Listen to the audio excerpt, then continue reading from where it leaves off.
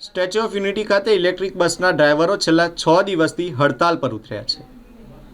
તેમની માંગ છે કે તેમને પહેલાં 21,000 પગાર મળતો હતો, પરંતુ હવે પગાર 16,000 કરી દેવામાં આવે છે, જે તેમને પોસાતો નથી।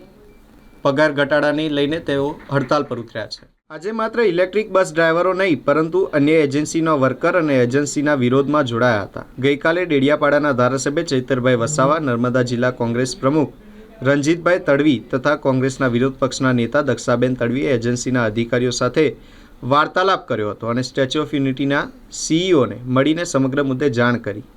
આ દરમિયાન રવિવાર સવારે 10 વાગ્યા સુધીનું અલ્ટિમેટમ આપવામાં આવ્યું હતું। જોકે કર્મચારીઓની માંગો નહીં સ્વીકારાય તો અચોક્કસ મુદ્દત માટે ધરણા કરવામાં આવશે। છતાં પણ કોઈ નિરાકરણ ન આવતા આજે સવારે 10 વાગ્યાથી ડેડિયાપાડાના ધારાસભ્ય ચૈતરભાઈ વસાવા, નર્મદા જિલ્લાના કોંગ્રેસ પ્રમુખ રણજીતભાઈ તડવી, કોંગ્રેસના વિરોધ પક્ષના નેતા દક્ષાબેન તડવી સહિત મોટી સંખ્યામાં કર્મચારીઓ ધરણા કાર્યક્રમમાં જોડાયા હતા।